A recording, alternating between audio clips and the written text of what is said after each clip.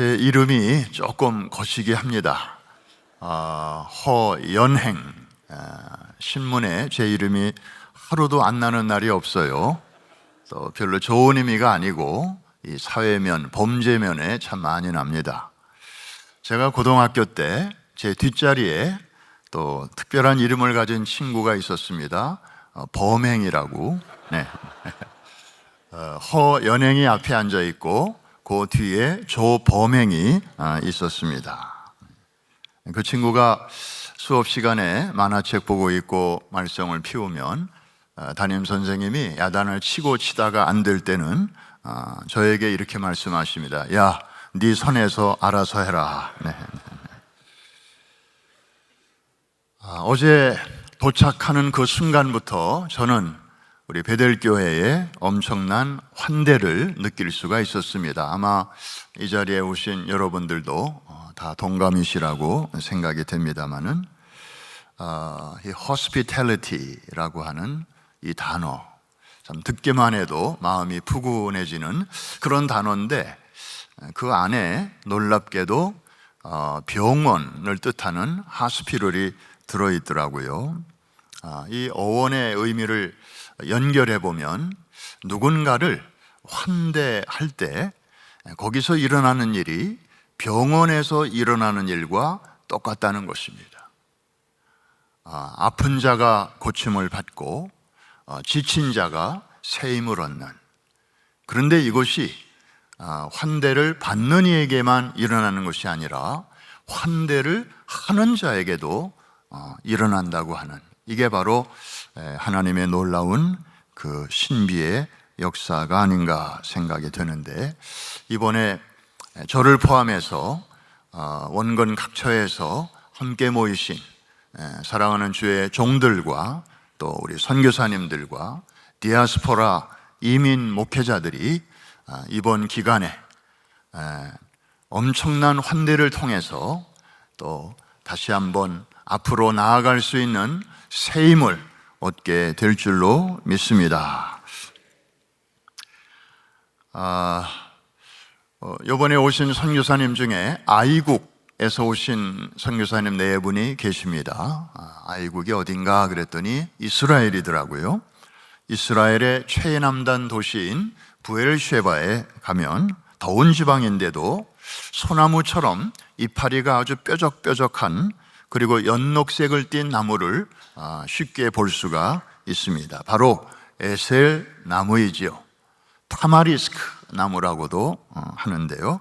사진 한번 잠깐 보실까요? 예. 아브라함이 가나안 땅에 들어가서 약 25년 정도 여기저기 옮겨 다니다가 이제 부엘셰바에 정착하면서 심은 나무로 유명합니다. 높이가 6m까지 올라가지만 뿌리는 30m까지 내려갑니다. 그래서 땅속 깊이 흐르는 그 수분을 빨아올리기 때문에 물이 부족한 저런 사막 지역에서도 잘 자랍니다.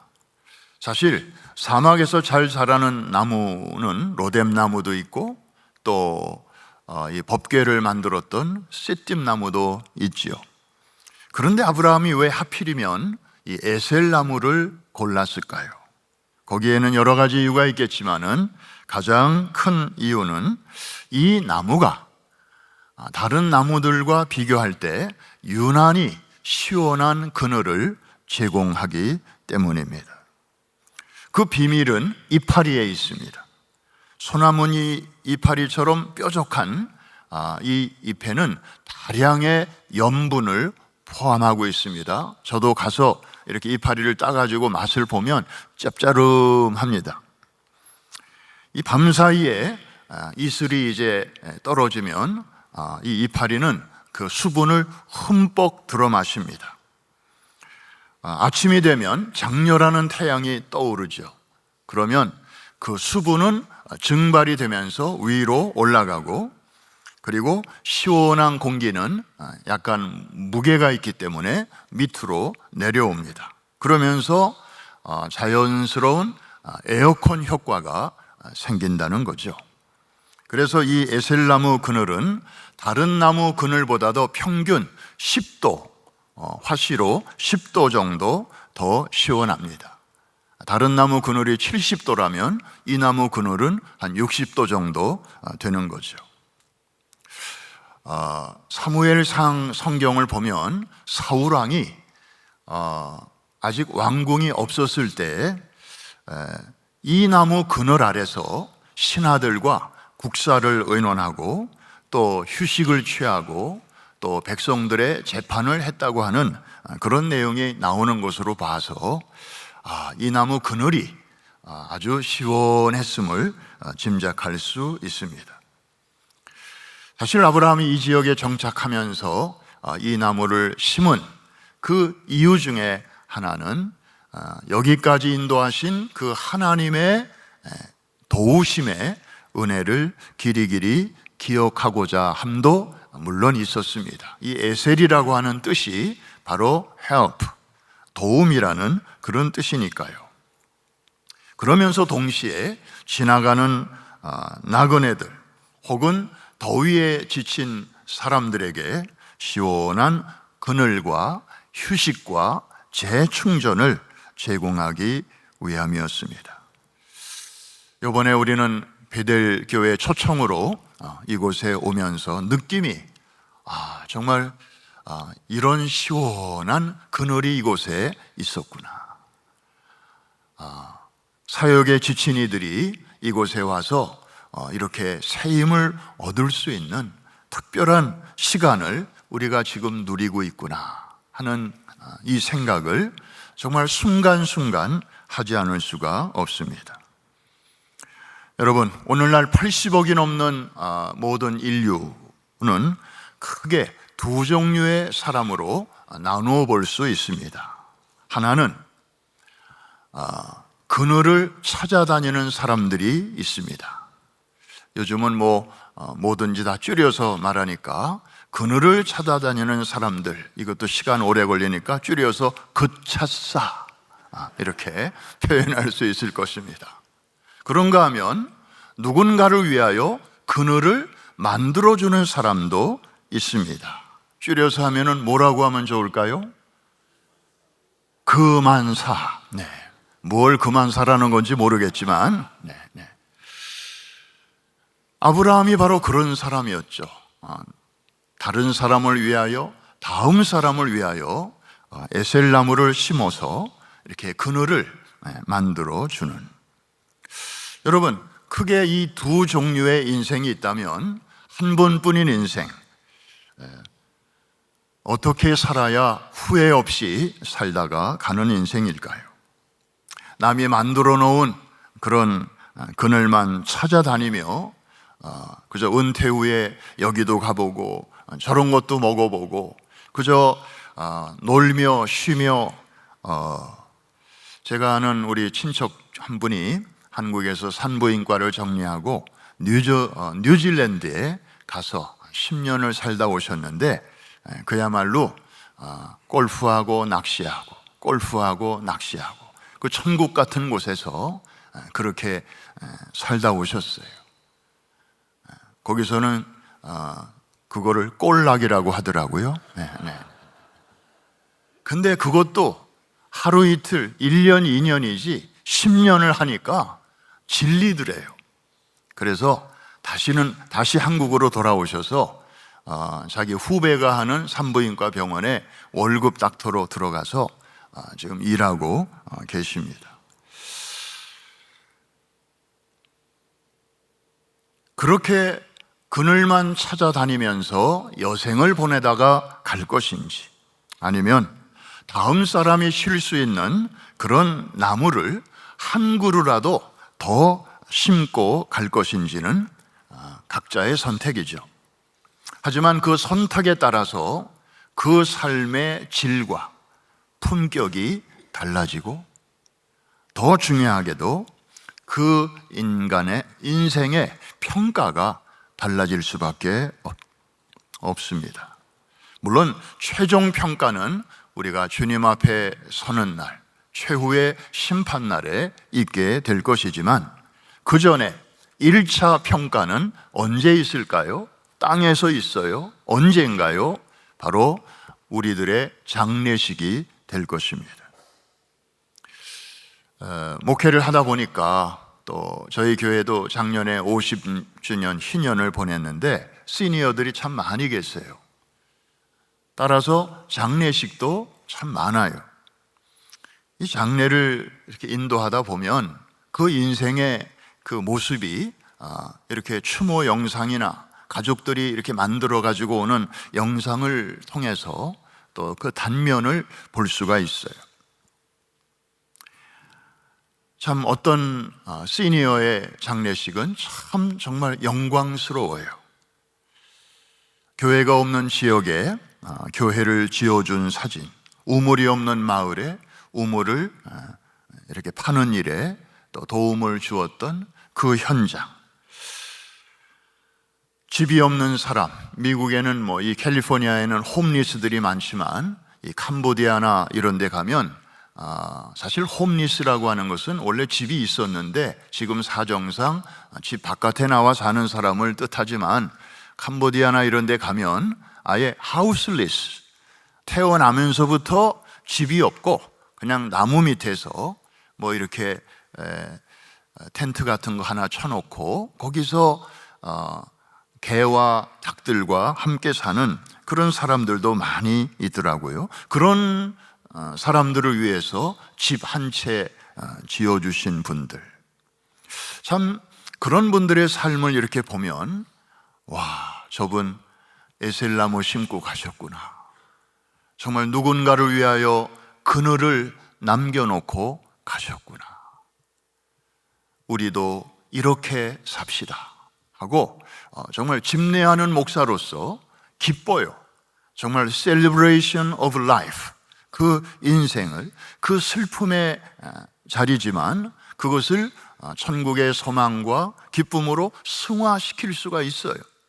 그런데 간혹 어떤 가정을 보면 그 가족들이 가져온 추모 사진들을 보면 그저 여기 놀러 가서 찍은 사진, 또 70회, 80회 생신 때 그저 음식 잔뜩 차려놓고 찍은 사진들, 그리고 어떤 분은 골프장에서 찍은 사진들로 그냥 이렇게 도배를 한 그런 영상도 보았습니다.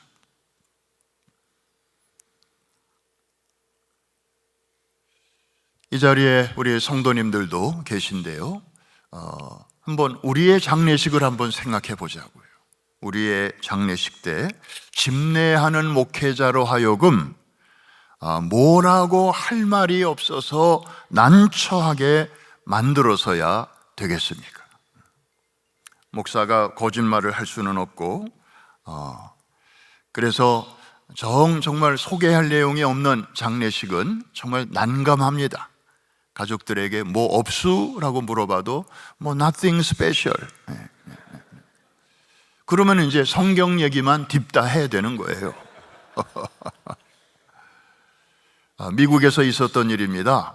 어느 남편이 돌아가셔서 이제 장례가 진행되고 있는데 맨 앞자리에 그 부인이 앉아 있고 어린 아들이 앉아 있는데 목사님이 설교할 내용이 별로 없으니까 그냥 성경 얘기하다가 이분은 이렇고 저렇고 성품이 아주 온유하고 가정적이고 이렇게 친절하고 쭉 이제 기본적으로 말씀을 하고 계셨어요. 그랬더니 설교 도중에 그 아내가 어린 아들을 툭툭 치면서 야, 저 관 속에 누워있는 양반이 네 아빠인지 한번 가서 확인하고 와라. 응? 별로 좀 드러낼 내용이 없으니까 목사님이 그냥 일반적인 얘기를 이제 하셨나 봅니다.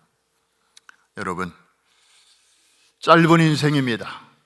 인생 정말 너무 짧습니다. 남이 만들어 놓은 그런 그늘만 찾아다니며 쉬다가 가기보다는 다음 사람, 특별히 넥스트 제너레이션, 다음 세대가 쉴 수 있는 나무를 한 그루라도 더 심고 갈 수 있다면 주님 앞에 설 때에도 정말 떳떳하고, 그리고 남아있는 사람들이 우리의 인생을 평가할 때도 참 그분 잘 살다 가셨다. 아마 저들의 마음속에도 굉장한 여운을 남기게 될 것입니다. 말은 쉽고 근사하지만 사실 이 그늘을 만드는 그 삶은 쉽지는 않습니다. 어린 나무를 심는 사람은 고달픕니다. 왜냐하면 날은 덥고 볕은 따가운데 나무가 너무 어리다 보니까 자기를 위한 그늘이 아직 없기 때문입니다. 그런데 어린 나무를 심는 사람은 남들이 못 보는 것을 봅니다. 오늘 내가 심는 이 어린 나무가 내일은 울창한 숲을 이루게 될 것을 육신의 눈으로가 아니라 마음의 눈으로 바라보는 것이죠. 그리고 누군가가 그 그늘 아래서 땀을 식히고 또 새 힘을 얻을 것을 상상만 해도 신이 나는 것입니다. 사람도 짐승도 그 그늘 아래서 쉼을 얻는 그런 모습을 그려보는 거죠. 우리 사진 한번 보실까요? 쟤들도 그늘을 알아요. 또 사람도 어느 선교 지역인지는 모르지만 저 울창한 나무 그늘 아래서 저렇게 말씀을 경청하고 있는 저런 모습 말이죠. 우리가 한 가지 기억할 것이 있습니다. 우리가 저렇게 큰 나무를 보고 그 그늘을 보지만 저것은 어느 날 갑자기 뚝 떨어진 게 아닙니다. 사실 오늘 우리가 누리고 있는 이 그늘은 오래전에 누군가가 땀 흘리며 나무를 심은 결과물이라고 하는 사실입니다. 저는 우리 베델교회 말로는 많이 들었는데 이 건물에 처음 와봤습니다. 구석구석이 너무 규모가 있고 그리고 정말 다양한 그런 사역이 이곳에서 이렇게 이루어지고 있구나 하는 것을 어제 그저 조금 살펴보았습니다. 지난 50년 동안 수많은 사람들이 이 베델교회를 통해서 복음을 듣고 구원을 받고 세례를 받는 이 교회야말로 아름다운 복음의 그늘이 아니겠습니까? 그리고 몸과 마음과 영혼의 안식과 쉼을 얻고 새 힘을 얻어서 예배 때마다 재충정 받고 삶의 현장으로 흩어지는 그런 성도들과 또 다음 세대들이 날마다 모일 때마다 누리는 이 목회적인 그늘의 역할을 이 건물이 톡톡히 해내고 있습니다. 여러분, 이게 하루아침에 되었겠습니까? 저절로 되었겠습니까? 지난 50년 동안 수고하신 우리 손 목사님, 또 이어서 애쓰신 우리 김한효 목사님, 또 여러 교역자들, 사모님들, 또 중직자들, 우리 재직들, 성도님들, 청년들, 정말 많은 사람들의 땀과 눈물과 또 사랑의 섬김과 수고를 통해서 이만한 그늘이 만들어졌다고 볼 때 정말 우리는 다 기억 못하지만 하나님은 다 보고 계셨고 알고 계시고 또 반드시 큰 칭찬과 영광과 상급과 존귀로 그날에 또 채워주실 줄로 믿습니다. 우리 하나님께 감사와 영광의 박수를 한번 크게 올려드리겠습니다.